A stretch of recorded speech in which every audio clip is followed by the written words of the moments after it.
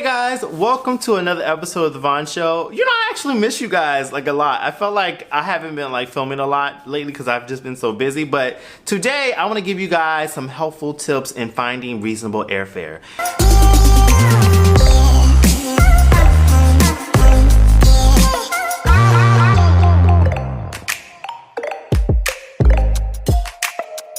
As you know, as we're getting back to normal in regards to this pandemic, flights are just going up. The prices are going up. I remember flying during the pandemic, the prices were so reasonable. Like, I got a flight from the US to like Togo for like $450 like round trip, or I went to Nigeria and got a flight for like $600 round trip. But now I've noticed that the prices are going up, and as I plan to go to Nigeria again in the next month or so, my flight ticket came up to like $1,300. So I want to give you guys some of my helpful tips that I use to work on getting the price down in regards to travel, just depending on wherever you go in the world. So hopefully you guys are getting back on your feet to getting back to doing your international travel, because during a time like this, I feel like things are dying down just a little bit, and I feel like everyone should get out and start back traveling again. So let me give you my helpful tips. I actually wrote them down so I can stay on task, stay on track, because y'all know, I'll get off on a tangent in a heartbeat. So I wrote my notes today to make sure I stay on task. So before we get started, make sure you like, share, subscribe, and click the bell. People, click the bell, and we're almost at 5,000 subscribers.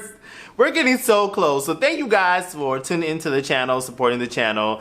I will say in the month of August, we're going to take a little break. Look at me get off on a tangent. But we're going to take a little break for the month of August so we can bring you guys some amazing, great content. So the month of August, we won't be posting anything. We just kind of need a moment to like revamp and get prepared for the fall and the winter, which we have a lot of exciting things coming. But anyway, let me get back to my tips. So a few tips that help me in regards to finding reasonable flight airfare, okay? So the first thing I do is that we all know you should look into booking your flights early. The earlier, the better. So if you know that you're going on vacation, like for example, I'm going to Hawaii in November for like 5 or 6 days.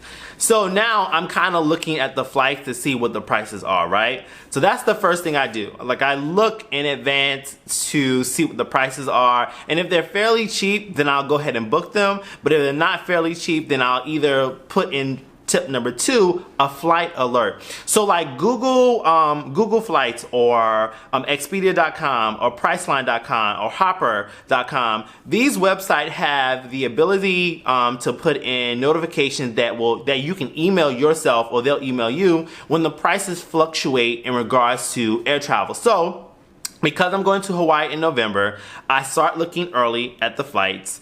If the flights are not, right now the flights are a little bit expensive, but if you want to put in a flight alert, then you'll go to the app. You'll go to Google, like Google Flights. You'll type in where you want to go to from, into the dates, and then you'll also put in your email, and then it'll start sending you notifications to your email about the flight changes and the fluctuation in price. So I get like a massive amount of notifications in my email, and I just constantly check that as well. So that's tip number 2 to helping you finding reasonable airfare. Now, number 3, you have to be flexible.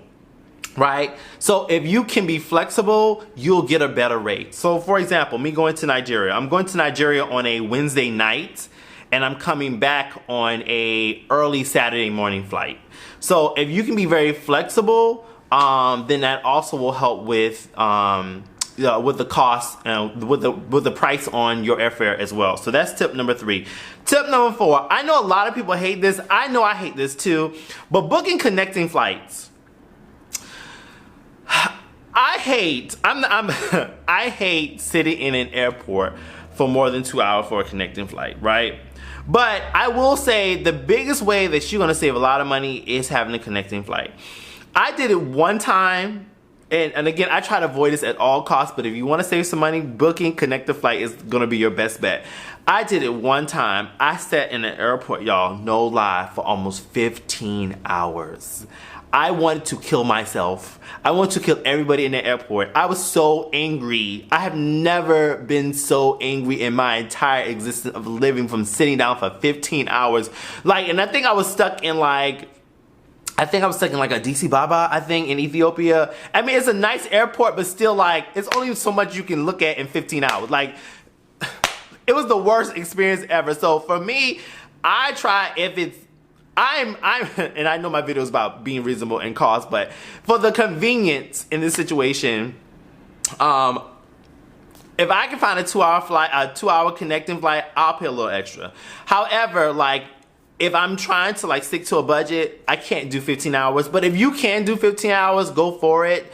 I encourage you to do so, but I just don't have the patience of a dove to do that ever again. But if you want to save money, the best way to do it is book a connecting flight. So, up to you. The next option I have is use more than one travel portal. So again, I tell people all the time, when you're looking for travel, make sure you go incognito. Make sure you utilize that capability in Google, because a lot of times when the search engine realizes that you're constantly looking at a particular flight, that price will go up. I don't care what nobody says. People's like, it doesn't work, it doesn't work. I am a living witness. I book a lot of travel flights. Trust me, I book a lot of travel flights. And I constantly go back between incognito and looking at it through my when I log into my Google account and start looking, I see the flight fluctuation. I am a living witness of it. Just going incognito to look at your flights. But however, just use the different apps. Use a different website like Priceline, Expedia, Google Chrome, Google Flights, Hopper. Just make sure, Travelocity. Make sure you check all those websites, because sometimes they all have different deals that could make the price be much more reasonable. Browse airline specials. Now, this is one thing that I think people don't really pay attention to, because they automatically go to those like third-party sites. Sometimes the airlines really have really good specials. Like, for example, I remember that Emirates Airlines constantly do, if you kind of pay attention and you go to the website and pay attention, they'll have all their specials listed. And sometimes, like, I'll try to book my vacation around their specials. Like, for example, when I went to Dubai in December, they had a really good deal from JFK to Dubai, which was a direct flight, no layover, and it was like $417 round trip, if I'm not mistaken, like $417, $418 round trip. But you had to go within their time frame and dates. So if you, again, going back to the flexibility, if you have the flexibility to do it, I say do it at a time like this, because a lot of airlines, the prices are going up. So I always encourage that as well.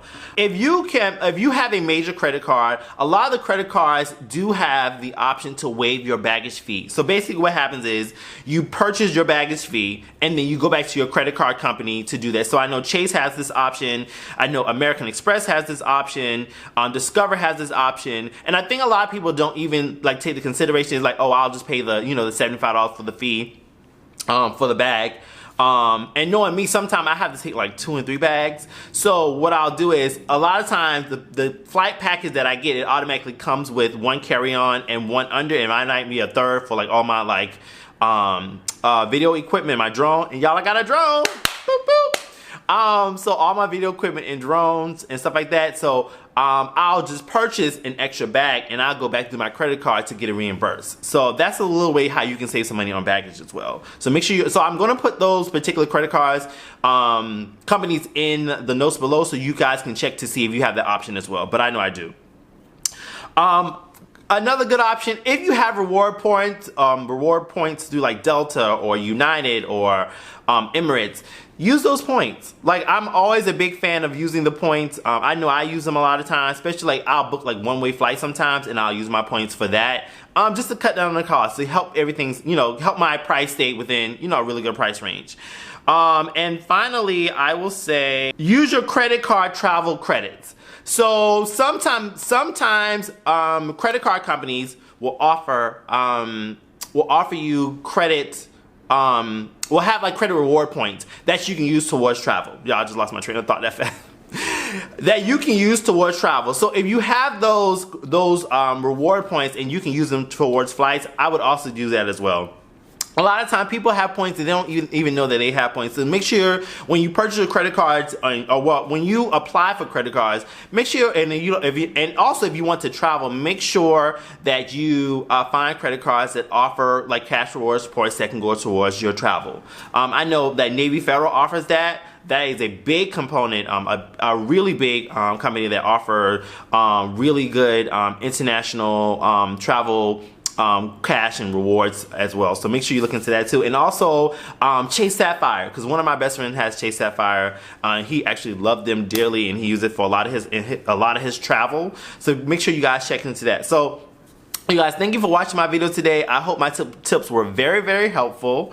And if you have any questions, let's talk about it. And if you guys have any advice for me that will help me with my travel, I would really appreciate it. Make sure you email me, or make sure you place the information in the notes below, and then we can collaborate and talk about it, so I can learn from you and you can learn from me, and we can go from there. So guys, thank you so much for watching my video today. You guys have an amazing day. Take care of yourselves and be blessed. Peace.